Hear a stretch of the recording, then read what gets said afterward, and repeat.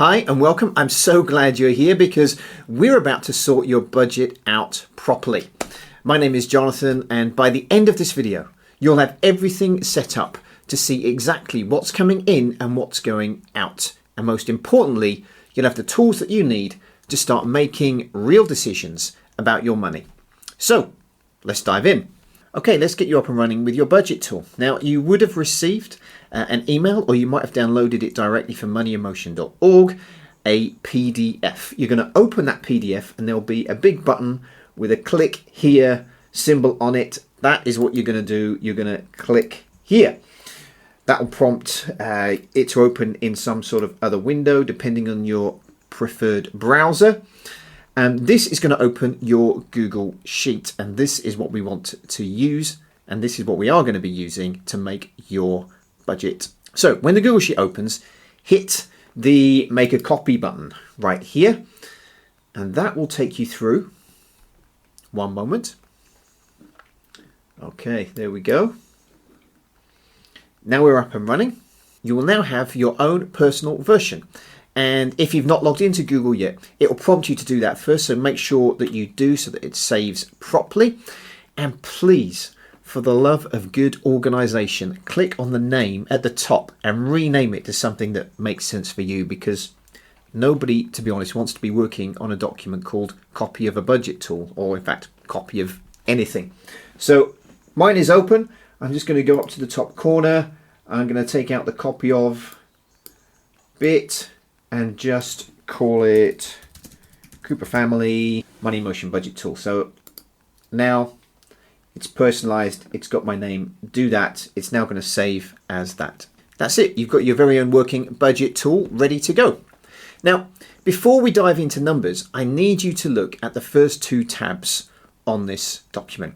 I know you want to jump straight in, but I'm pleading with you, spend 2 minutes here and it'll make everything else so much easier. First up is the Start Here tab, and this gives you the basic flow of how this tool works. And next to it is the 3 Account Explainer tab. This is crucial because it explains how your budget and your actual bank accounts work together. Because here's the thing, budgeting just in theory is pretty pointless. It's like having a great workout routine in your head but never actually doing it. Nothing changes and we're here for the change. So let me quickly explain the 3 account system, because it's honestly one of the simplest ways to keep your money organized. You're going to send your money to 3 different accounts so that it's not just one big pot with all sorts of things flying out of it. That's where it's easy to lose control. So account 1 is your main account, and this is where your income lands. All your regular bills and direct debits, they come out of this one. That's going to be stuff like your rent or mortgage, utilities, any subscriptions, your council tax, your phone contracts, anything you pay weekly or monthly, anything on a direct debit really. Think of it as your base camp for what's happening. Everything essential starts there. Then your second account. So this is going to be your spending account. This is your day-to-day money. Each month you transfer your spending money here, and this covers food shopping, petrol, bus money, eating out, coffee, clothes, Friday night's takeaway, all those little extras. Because it's separate, you instantly know how much spendable cash you've got without worrying about accidentally touching the money that needs to pay a bill. Then there's the third account, and this is going to be an easy access savings account. This isn't your long-term investments or pension. This is for annual or irregular costs. Things like Christmas, birthdays, car insurance maybe, the MOT, the holiday, school uniforms, kids' sports clubs once a term, anything that isn't really in that monthly payment cycle. And by setting a little aside regularly, those big expenses don't sneak up and derail everything because you forgot them. And a good way to start is by using your current account as your main account, a second current account for spending, and using an instant access savings account for the savings pot. You can check online for the best options because you can get some pretty good rates right now in savings accounts. And it doesn't matter if it's an ISA as long as it's accessible instantly. You can do all this online, check the comparison sites for the best deals, and in only a few minutes you can be up and running. So when you've wrapped up this budget sheet, put this next on your list, but Also get over to moneyemotion.org to subscribe to my newsletter if you want the best deals in your inbox every fortnight on these kind of savings accounts. With that out of the way, we can crack on, and first of all we're going to look at getting down your income. So this starts in tab 1. Click on that tab 1 at the bottom. Now, an important instruction here for this tab, and really indeed any tab in this document, we are only filling in the grey boxes. Okay, I repeat, we're only filling in the grey boxes. Everything else, just leave it. There's maths and sums going on there. It's doing those things for you. So, hey, if it's grey, you can fill it. If it's not, just leave it alone.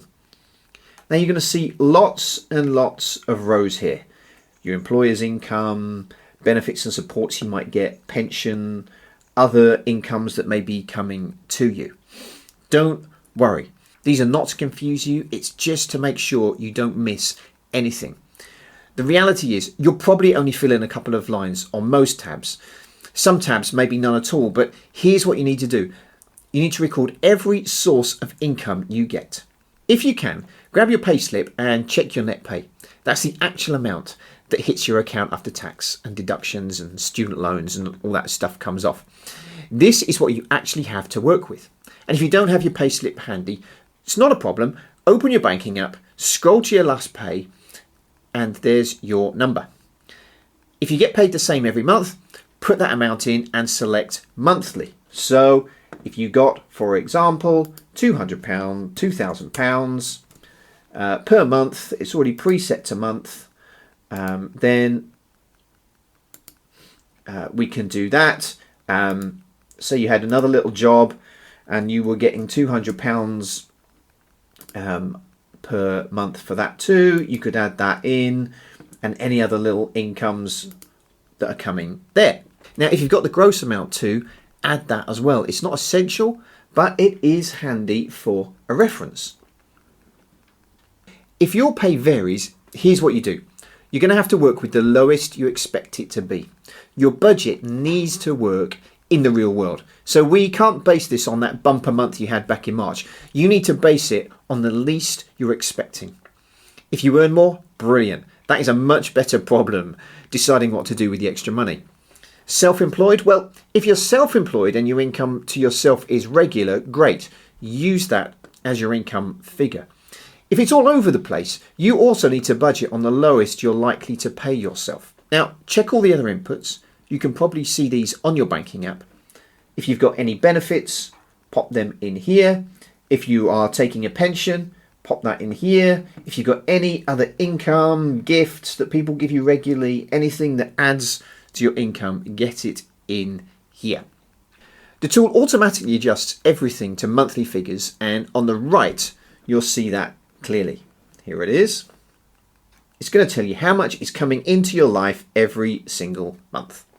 That's income sorted. Now we can move on to the bills and where all this money is going, your expenditure. This starts from tab 2 up to tab 7, and sure, there's a lot of inputs, but don't worry, we're not going to use them all. It's just so you don't miss anything. The amount of people who forget, for example, that their car needs an MOT is honestly staggering. So it's there as a prompt. This is here to remind you and help you to plan for all these things. So grab your banking app now and have it open as you go through. You'll be able to check things off and get the details down. For each expense, put in the amount, how often it goes out, and give it an account allocation. So if I'm in housing and utilities and my mortgage repayment is £700 and it goes out monthly, and it's because it's my mortgage, it's a regular one, it's going to come out of my main account. Likewise, the council tax, and I'm paying £300, for example, on council tax. I'm not actually, this is just an example.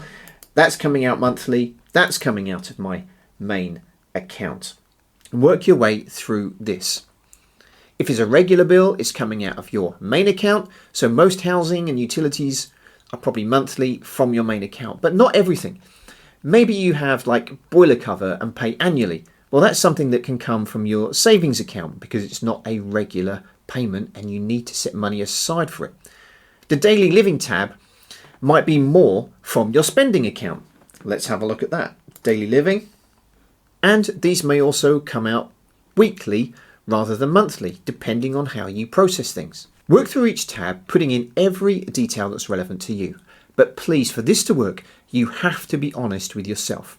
If you spent 50 quid on coffee last month, don't ignore it or skip it because you don't usually do it. You did, so it goes in. And then at the end, you get to make a decision with all the info in front of you. Now, a few notes. Tab 4, Finance and Insurance. If you have multiple debts, loans or credit cards and you've used up all your allocated slots, you can add more at the bottom in the Other Finances section. So you can add those in here, and you're going to want to put in on any of these the minimum repayment that you are currently making on that. And fire that out of the main account.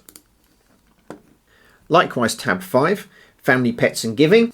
If you tithe, you can put that under charitable giving and just put it under one of the giving slots. Again, if you noted your gross income, that might help you here. But you can put in your tithe amount, put it per month or how often you do that. And tab 7, the leisure and holidays. This is not a comprehensive list of everything you might save for in a year. So use the other slots at the bottom for things that are important to you and are maybe not mentioned.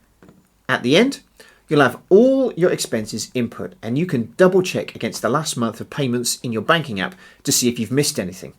And remember, the numerous entries are there to prompt you, to remind you that yes, you do need to save up for your kids' birthdays, but don't feel like every single line needs an input. Only fill in what's relevant to you. Each tab has a summary total, so as you go along, you can see at the top right corner the total for that section that you are building up in your spending. With all that done, it's time to see how things are really looking.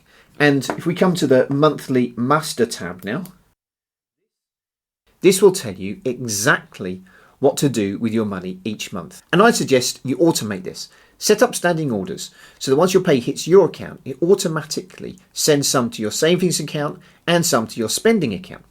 The rest stays in your main account to cover your bills. That's assuming that you have enough money, which is where the budget summary will come in. This is the big moment. The budget summary page will show you the bigger picture for each month. Are you going into debt or do you have money left over? Because for here, I've hardly put in any expenses yet. You can see that I have a surplus of £348.90 on this mock budget right now. However, on this example, which has been filled out a lot more comprehensively, we can see a total income of £4,319.90 here. The different sections and their spending totals with a spending total of £4,094.77. We can see in this example there is therefore a surplus of £225.13. So to clarify, when we look at the monthly master, again, we will see here that income is reflected with the examples of where it's come from. And over here, we can see all of the expenses listed that we've inputted for this example. Significantly, at the top, our instructions here for the start of every month or for whenever the pay has hit your account. For this spending account, we need to send to it £1,210.90. To the savings account, we need to send £508, so that's covered, which we need to make sure leaves £2,376 in our main account. Of course, the good news for this budget is there is a surplus, so that gives us some thought as to what we might want to do with this extra money.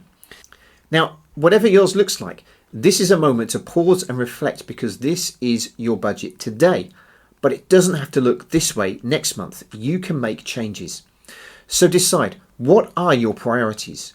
If you're spending more than you make, priority 1 is probably turning that around and making sure debt isn't increasing. Now, you get to go over your budget and ask yourself, if I need to make savings, what can I cut? What can I tweak? The first question, are there costs here you can reduce without changing the service? Check your utilities, switch if there's a saving. Insurance, shop around. Subscriptions that you're not using, cancel them. The second question, are there things you can actually cut down or cut out? Do you need £120 on entertainment, or will £50 still keep everyone entertained? Can you cut down on buying lunch and take it from home? The third question to ask, can you increase your income? Take an extra shift each month, get a lodger, ask your 25-year-old who's living at home to contribute some rent, do some online surveys, commit to selling stuff on eBay to bringing an extra 50 quid a month. Whatever it is that you can do, is there something you can do to increase your income if that's what's needed? There's loads I could say on this, but now is the time to review with a view to getting a surplus. Then you decide, does that surplus go to another savings goal, or am I paying down debt faster? The power is in your hands to make a plan to reach your goals. And getting to this point is where you start to make real decisions that affect your future. But this document now, this is one to keep alive. One last thing. This tool is not something to fill in once and forget. It's a living tool. Update it, tweak it, review it, and let it help you make good decisions. When a pay rise comes through, get it in there. When a direct debit changes, spot it and adjust it so you can see how it affects you. This tool is as thorough as it can be without being overwhelming. Now, the savings account section, we could dig into that more. It's designed for consistent saving that you can plan for. But say you have a big expense in 3 months' time, you might want to save for it monthly at a higher rate, then adjust it back to annual once it's paid. For example, if you put £600 annually, the tool puts away £50 a month. But if it's due in 3 months, you'd need to save really £200 a month for the next 3 months. So adjust it for now. Then change it back to £600 annually when it renews. So that's it. Fill it in, review it, adjust it, and let me know how you get on. And look, if you need more support, whether that's courses or coaching or just figuring out your next step, I've got options for you over at moneymotion.org. Have a look and see what fits with where you're at. I think you'll be surprised how affordable it could be, and there's loads of free content on my socials too, so come and find me there. If you've got questions or want to tell me how you're getting on, drop me a message. I'd love to hear from you, and I wish you all the best with your budgeting.